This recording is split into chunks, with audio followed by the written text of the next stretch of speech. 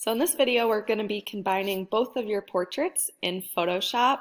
And this is a great way to incorporate both of your photos without having to ruin or do anything to the actual images themselves. So start out by taking two high quality photos, either in the photo studio or set up in good lighting, natural lighting, that you are not casting any shadows on your photos. And then start out in Photoshop and open one of your images. So you can just go to File and then Open. And the next step after you have one of your images opened is to place the second picture on top of it. And I'm going to show you a few different techniques with how to combine them. But to add the second picture, you're going to go to File, Place Linked, and then you're going to select and find where you have that second picture saved. And then once you hit place, it will add both into the same document. So right now I have both pictures. The second one is on top of my first portrait. If you click on your layers panel on the right, this will show both of your images. So you can see the background image here and then the actual image. What I'm going to do next is play around with how the two are blended or mixed together. So I'm going to go to the blending modes, which is in the layers panel, right underneath where it says kind right there, to the left of opacity, and there's a bunch of different options you can choose from, and these again are how your two pictures are blending or mixing together. So you can kind of scroll through those and see one that you like. You can always go back and change it after we change the size and the placement of your pictures. So click through them, see what works best. But again, keep in mind, you can change it if you wanted to later go back and play around with the blending modes. So this one's interesting with saturation where it changes the color, but I think I'm going to go with one where I can still see both of the pictures. So I have difference chosen, and I'm going to play around with the placement now. So if your picture is not selected and does not have that bounding box on the outside, if you hit Command T on your keyboard, it will bring that option up for you so you can change the size. But right now I'm going to play around with erasing part of my picture so that I can see more of the one underneath. So what I'm going to do to erase is, instead of using the eraser tool, I'm going to add what's called a mask, and this is going to allow you to bring back whatever you erase in case you mess up or you don't like it. So to add a mask, make sure that you are on the layer that you want to erase part of your picture from. So I would just click on the layer that's on the top there. And then the mask is this little square with the circle inside of it. So when you click on that, it's going to add a little white square next to your layer, and that's how you know you have the mask selected. Now once you have the mask selected, there's a couple of settings that you're going to adjust before you start erasing. First of all, you're going to use the paintbrush. So again, you're not using the eraser tool. But you're going to use black with the paintbrush to erase, and then white with the paintbrush to bring back part of your color or part of your picture. So the paintbrush tool is found on the left side over here, and again I'm making sure that it is set to black at the bottom for the color. That way it will erase what I want it to erase, and if I want to switch it to white, that's when I can bring it back. At the top you can change the mode to normal if it's not set to normal already. And then the second thing I want you to adjust is the opacity. So if you have it set to 100%, it will completely erase everything, but I would build your layers slowly, just like if you were painting. So I'm setting the opacity to 50%, so it's erasing just part of the picture, and you'll see the difference if you play around with it. I would also choose a paintbrush up here on the left that has more of a soft or feathered edge versus a harsh outline. So again, it can be more of a smooth transition with your picture and where you erase. But as you're painting over this and erasing, you can start to see some of the picture from behind come through. I would also think about the placement of both of the pictures, so you can move those around as you go if maybe the way that things are lining up as you start erasing doesn't look how you want it to look. So I'm moving this picture up to the corner a little bit just so I can see more of the portrait behind it come through.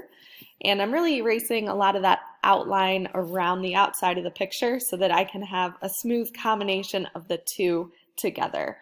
So I'm just erasing that harsh edge and going over things a few times since it's set to a 50% opacity. And that again is helping just to blend things a little bit better. And I'm erasing to make sure that those facial features stand out, fading and blending the hair a little bit into the picture here. And then you'll notice I switched the color back to white, and I'm starting to bring a little bit more of the photo back. So I would go back and forth with things just to, again, slowly build those layers and get things how you want them to look. So I brought a little bit of the hair strokes back in here for some leading line, and am starting to fade and blend things a little bit more. And at this point, I'm going to double check the blending modes and see if there's any other ones that I like better. I like how the exclusion here adjusts the color a little bit, and I like how the placement of that's slightly different.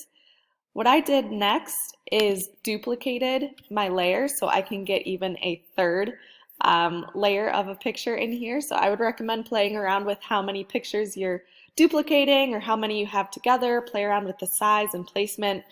But to duplicate a layer, if you click on the picture in your layers panel and just click with 2 fingers on your keyboard there on your mouse, or right click, it will give the option to duplicate the layer, and then you'll have a second one.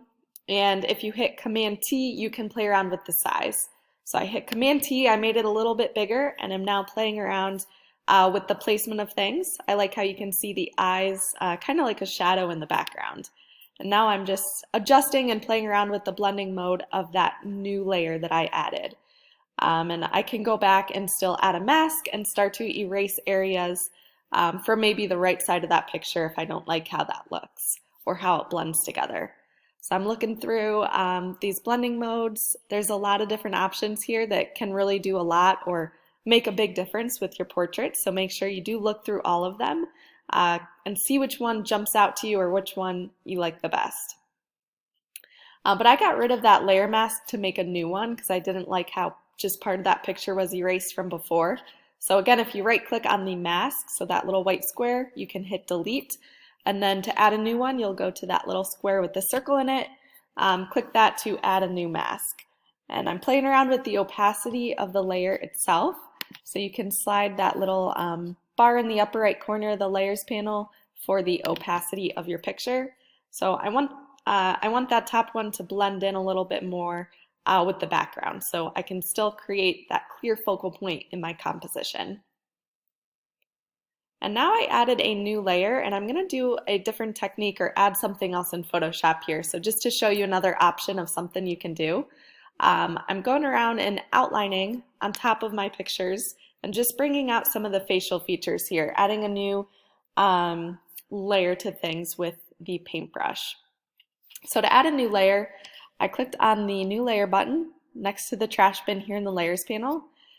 If you don't add a new layer, you're going to be painting on your picture. So if you mess up, it's going to be stuck on there. So definitely add a new layer every time you want to make a change or draw something new that you don't want to be stuck on your picture. But I'm just going over some of the detail. What helps as you're drawing is to use both fingers. I'm clicking and holding down with my left, and then I'm drawing with my right, and that's going to give me a lot more control with the paintbrush. I also changed the size of the brush and brought that opacity back up to 95%. So I would use a really small paintbrush so you can get some interesting details and start to go in with some textures on top of your pictures. But I'm outlining a little bit of the face, going in with some shadows, using hatching and cross-hatching here to emphasize the form that I maybe didn't have in my drawing previously. Instead of having this outline in just one portrait or one spot, be sure if you edit or do something to your pictures, you're moving it around the composition. So I'm going to bring the shading into other parts of the picture here, just so it's not in one area and focused where the eye can get kind of stuck in that one spot. So I still want to move the viewer's eye throughout my composition. Right now I added a mask to that top layer so I can bring down the opacity a little bit of some of the paintbrush marks that I made. So I might leave it dark around the eye and the nose there, but bring or erase a little bit of some of the hair that was a little bit dark at the top. So again, I added a new mask to that drawing layer and brought down the opacity of my paintbrush. And now I'm just going back in on the focal point or this main portrait here and bringing out some of the texture and following the form with that brush as well.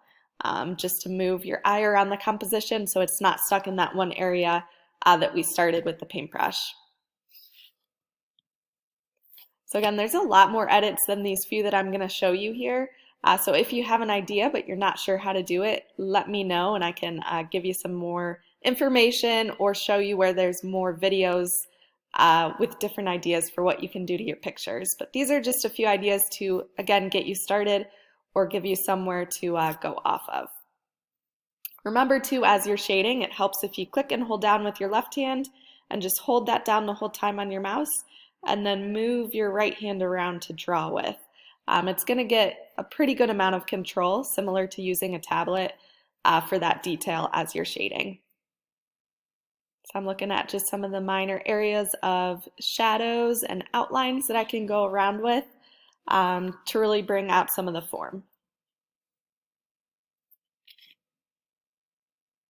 So the next thing that I'm going to show you is cutting out some different shapes just to make things a little bit different. So what I did is grabbed this little selection tool, the third one down from the top, and if you click and hold that down you can choose different types of selection tools, but this straight tool here will allow you to create just simple triangles or simple forms, so I think that's the best, but play around with the other selection tools if you want different types of shapes. Also make sure at the top you have Add to Selection selected so that it allows you to continue to add to what's selected. If you don't have that one selected, it will delete each of your shapes that you're making. But I'm just moving these around. I'm trying to make some leading line and create some movement in my composition, so I'm angling these towards my focal point. And the next thing that I'm going to do is decide which part or which layer I maybe want to cut these shapes out from. But I'm going to actually merge my layers together so that I can cut them out from all of the shapes here. So to merge your layers, if you click and hold down on your top layer and then hold down Shift and click on your bottom layer, right click, hit merge, and then you can merge those together. And then I'm moving this to the bottom layer, cutting out those shapes and just playing around with the color in the background. To cut out the shapes, you should just be able to select the layer that you want to cut the shapes out on and then hit delete on your keyboard. For the color in the background, I'm playing around with a gradient. Let me know if you want me to show you any other ways that you can do more with the color. You can also play around with how you're blending it. So maybe the color on top you're able to go in with a multiply or something that'll just add a thin layer of color. And then in the upper left-hand corner is where you can choose different colors for your gradient. And again, I'm going through the blending modes here, seeing if there's anything that I like or anything that could be interesting for the portraits. Hey.